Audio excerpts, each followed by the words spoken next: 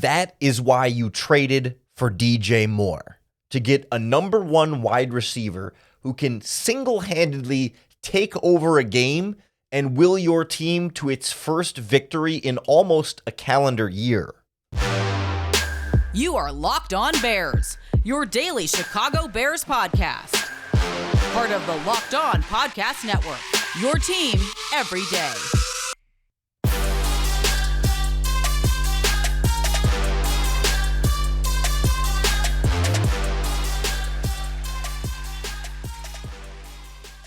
This is Locked On Bears, and I'm your host, Lauren Cox.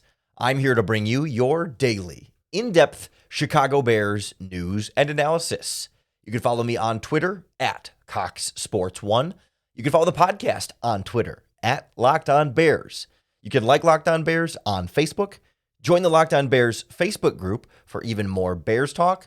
And make sure you hit that subscribe button on the Locked On Bears YouTube channel to keep up with all of our video podcasts as well. Thanks for making Locked On Bears your first listen today. We're part of the Locked On Podcast Network, your team every day. Today's episode is brought to you by PrizePicks, the easiest and most exciting way to play daily fantasy sports.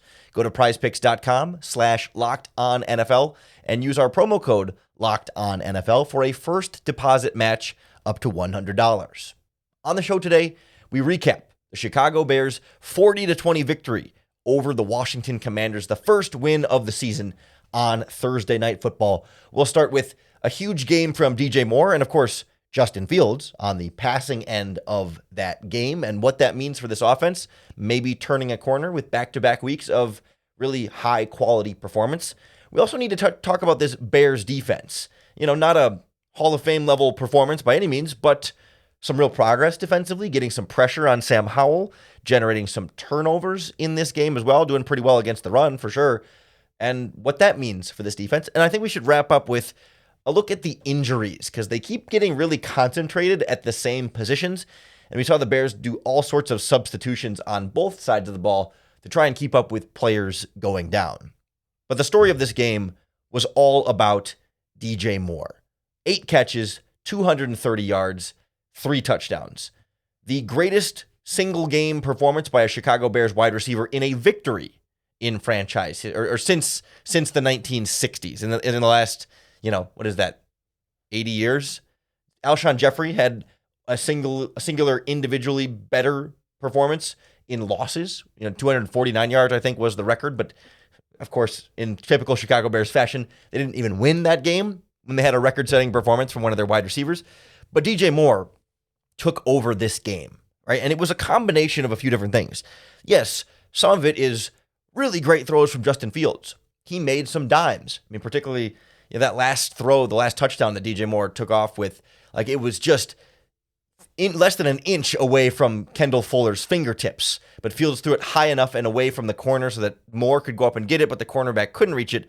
And, of course, DJ Moore makes a lot of the magic happen from there. There's also a factor here of the Washington Commanders defense not being all that good, but also Justin Fields being able to take advantage of a not so good Washington Commanders defense. The one where Moore is open in the corner of the end zone, Fields looks off the safeties with his eyes and then comes back and hits him in the corner. Yes, he was pretty wide open, but it also takes the quarterback manipulating the defense in that way and also the defense being in the right spot for the right coverage for the Bears to take advantage of that spot. So, then plus then, too, the offensive line also needed to give Fields the kind of time to be able to hit DJ Moore on some of these plays. And then on top of all that, DJ Moore individually makes some Herculean efforts after the catch to be a playmaker with the ball in his hands. Even, called like he stepped out of bounds, even though it wasn't very conclusive to me on the replay whether DJ Moore actually stepped out of bounds on that play down the right sideline. Maybe he could have set the record of the Bears' individual record had the referees ruled that he had stayed in bounds on that play. He might have gotten the 20 yards he would have needed to set the record and maybe would have scored again on that play to give him 4 touchdowns as well. But regardless, this was a great performance by DJ Moore. And I think what stands out to me about it too is how it was pretty much just DJ Moore. The funny thing about this game, DJ Moore was the only Chicago Bears wide receiver who caught a pass in this game. Justin Fields completed 7 other passes. They were all to Cole Kmet and Robert Tonyan. Darnell Mooney had 4 targets, 0 catches. Equanimeous St. Brown, 1 target, 0 catches. And that was it for Chicago Bears wide receivers. That's why you traded for DJ Moore. Like, I've heard people say this offseason, well, DJ Moore, he's a very good receiver, but he's not A.J. Brown for Jalen Hurts, right? He's not Stephon Diggs for Josh Allen. And while he certainly wasn't through the first couple of weeks of the season, you can see what happens when he's prioritized in the game plan, when he is early in the progressions for Justin Fields, when he runs the routes in route concepts that are primary against certain coverages. As compared to earlier in the season where he's the one who's running the decoy route, the vertical clear out to create space underneath him because he attracts some of that attention. Or he's the one running the rub route to sort of be the pick player to free up another wide receiver on the play. When you're intentional about really getting DJ Moore involved, and then you also have the offensive line giving the quarterback time to get the ball to DJ Moore, and a quarterback confident and decisive in firing the ball to DJ Moore, that's what sets him up to then also make those individually great plays after the catch.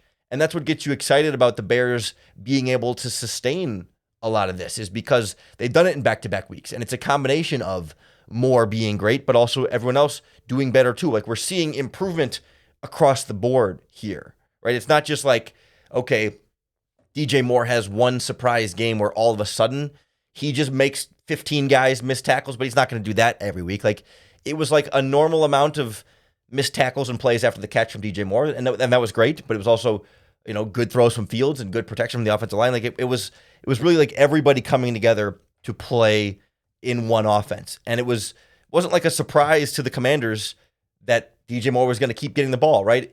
Bears offense was running through him all game, and they still had no answers from him, right? It wasn't like, oh, they were gashing you with Mooney and they were gashing you with Kmet and they were gashing you here and there, and like, how could they possibly keep up with Moore? It was like, no, the Bears just kept going to him, and the Commanders could never find an answer for it. And that's where you really feel like that connection between quarterback and wide receiver has reached that like emulsification point here, right? Where everything is sort of blended and connected and on the same page, to where that chemistry should continue from here. It's not like all of a sudden next week you would expect them to have miscommunication all of a sudden, because it feels like now they get it, right? Now they've done it. Now it's locked in.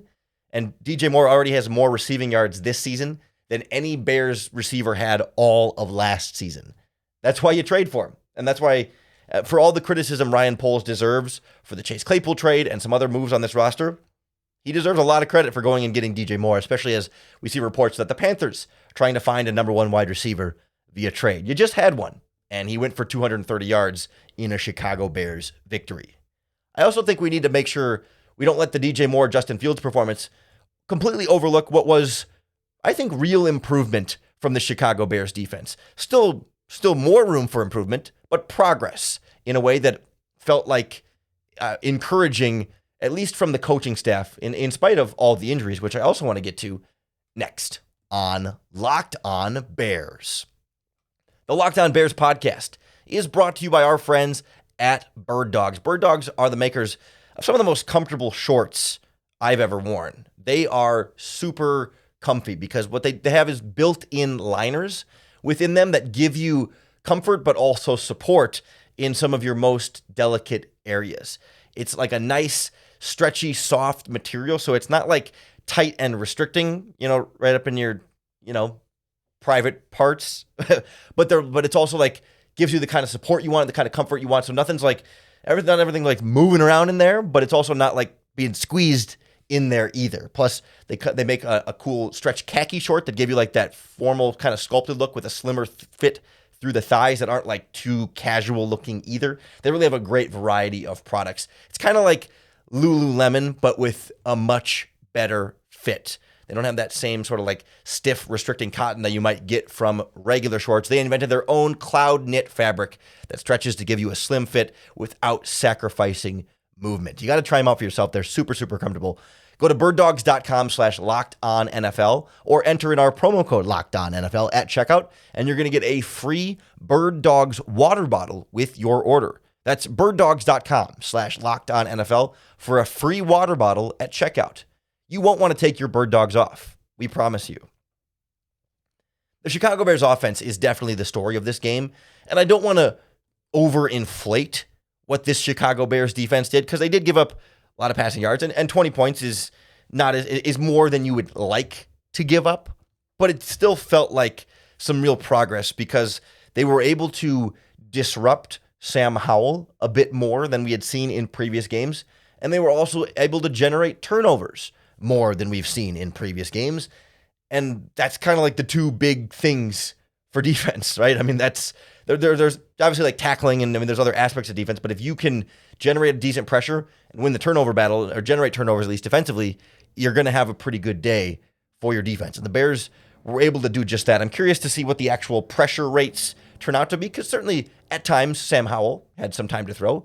They also went to more of a quick passing game after a while there to try and get things going for them up front. But I think from a Matt Eberflus defensive play calling perspective, it had been disappointing up to this point to when it felt like they were generally uncreative. I mean, they were stunting guys and occasionally bringing a blitzer here or there and maybe dropping a defensive lineman in coverage, but it felt very, like basic blitzing. But in this game, again, anecdotally, having just watched it live, but we don't have data or the film just yet, they were trying a number of different things, and it felt like they were blitzing at a much higher pace. And we saw, as a result, 5 sacks in this game. Rasheem Green, Yannick Ngakoue, DeMarcus Walker, Greg Stroman, and TJ Edwards all got sacks on the quarterbacks. Plus, they got quarterback hits from guys like Gervon Dexter, Justin Jones, a variety of guys across this roster. And it felt like the semblance or the beginnings of something that might start to look like maybe a pass rush, which has just not been existent at this point in the season. And the Bears were bringing 6 guys. They'd bring a safety and a linebacker, but maybe drop a defensive lineman. Like, they were doing a lot of different things to show different looks with the defensive line and the linebackers up front, bring blitzers from different directions. Guys were getting home. And we saw, it was Stroman who came through on an unblocked blitz on the edge. And it's felt like this season, the Bears blitzes have been, I don't want to say always too predictable, but just not scheming up wide open pass rushers. Like, you can, if you bring blitzers from the right spots to challenge an offensive line's protection calls, they're sliding this way because pre-snap you're showing a bunch of guys in that line of scrimmage, or that side of the line of scrimmage, but then you blitz from the backside so there's not enough guys on the backside to pick up everybody to sort of X's and O's draw your way to an unblocked blitzer, right? It felt like even when the Bears have blitzed, they haven't blitzed in that sort of like smart way. Like, if you ever play Madden, it's this idea of a nano blitz, right? Where you're not even necessarily blitzing more guys than they have blockers, but just based on where they're sending guys to block, you're getting a wide open blitzer because they can't exchange blocks and communicate to get guys to where they need to go to block that guy. And for them to get Stroman to run free on one of those, and certainly some of the other blitzes were very effective there, that was some real progress there. You're never going to see Matt Eberflus become Wink Martindale, heavy blitzing all the time type of defense like we saw Todd Bowles do in the Tampa Bay game, and certainly before that early in the season. Like, teams have tried to get after Justin Fields in terms of the blitz there, Spagnuolo as well. Bears are never going to be all-out blitz defense, but when the pass rush hasn't been working, they still haven't been blitzing all that much. But with Sam Howell, it was effective against a younger quarterback, got him uncomfortable, he wasn't as clean in the pocket, and the Bears even missed a few sacks on Sam Howell as well. I think I need to look up the stat, but I imagine the Bears have to be, if not in the lead, near first place in missed sacks on the quarterback. Like, they just, some of these guys, they're getting home, but they're not finishing. And it would really make this defense look a lot better if they could finish some of their actual blitzes or pass rushes on the quarterback. But that felt like progress for me. Plus, Greg Stroman, your third string nickel cornerback, making a really nice interception on a dig route over the middle of the field, reading it the whole way, stepping in front of it, making the play. Maybe that was Sam Howell trying to do a little bit too much for his offense, but cornerback still has to be there in the right place at the right time. Like, sure, maybe we're not as impressed if it's Jalen Johnson or whatever, but for it to be a third string cornerback to step in and make that play and see it the whole way, super impressed there. And then Terrell Smith, the rookie 5th round pick, ripping the ball out of Logan Thomas's hands. The Bears have been ripping at balls all season, but this time they finally got it out, and then he falls on it too. Like, it's that kind of stuff that's finally starting to get there. Guys that are, Stroman and Smith were not practicing with the starters throughout all the training camp of the preseason. They get in there with an injury, they're thrown into the fire. It takes a couple of games for these guys to really get comfortable hearing the calls, executing the calls, feeling like they belong going up against receivers like Terry McLaurin, like NFL wide receivers, and getting used to their teammates on the field. and you're starting to see the younger guys settle in a little bit more, despite all of the injuries and all the losing and all the adversity and everything going on around them there. You feel like guys are maybe starting to get it a little bit here, and there can be a certain amount of sustainability from that. Doesn't mean they're going to start winning every game 40-20, but we're seeing that, like, it wasn't just like, oh, bad Broncos team, right? I mean, it's not a great Commanders defense. I think we may have overrated the Commanders defense. I think they might be worse than people were giving them credit for. But like, that Commanders team has hung in there with some good teams this season. Like, this is not a bottom of the NFL Commanders team by any means that the Chicago Bears win in and beat.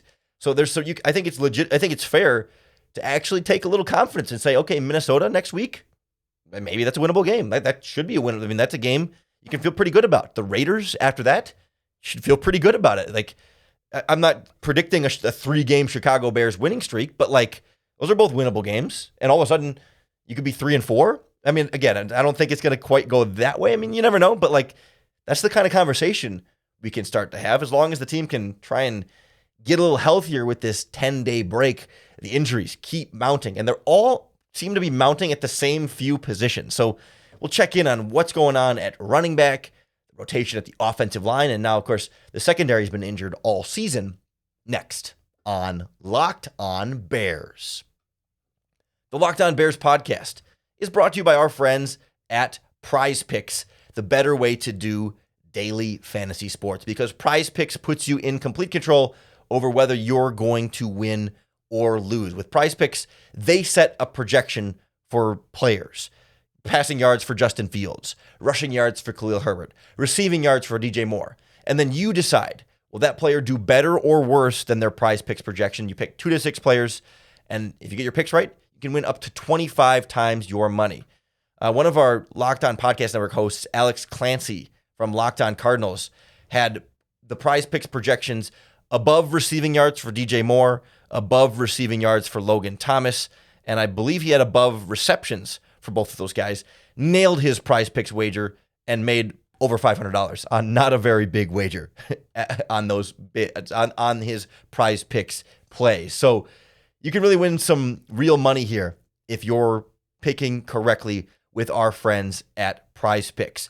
Right now, PrizePicks is going to give you a first deposit match up to $100 when you go to prizepicks.com/LockedOnNFL and use our promo code LockedOnNFL. Again, that's a first deposit match up to $100 at prizepicks.com/LockedOnNFL. PrizePicks, daily fantasy sports made easy. It wasn't made easy for the Chicago Bears when all of your running backs are injured or inactive, and even your backup cornerback gets hurt, so you're onto your third string cornerback, and your center gets hurt, so you're moving guys around. You're getting a third string left guard in there. Your Tevin Jenkins is trying to rotate back in, but not ready to do every snap in this game. It was messy. I mean, is it fair to say messy in the injury situation? And it's so weird to me that, like, all of the Chicago Bears injuries have been happening at the same couple of positions. You know, like, through the first 4 weeks and now entering this one, week 5, like, the Bears have had Jalen Johnson go in and out with injuries, missed this game, of course. Tyreek Stevenson has left multiple games with injuries, but has finished, I think. No, he didn't finish the game against the Chiefs, but has played in every game and has finished most of the games, but he's gone in and out with injury. Kyler Gordon on injured reserve. We don't know when he'll be back. Josh Blackwell, the backup slot cornerback, on injured reserve. We don't know when he'll be back. So you're down to a bunch of backups at cornerback, plus Eddie Jackson's missed the last couple games at safety. You've got 2 starters on your back 5 in the secondary, and even those guys have left games with injuries before. There were snaps where all 5 of your defensive backs were backups.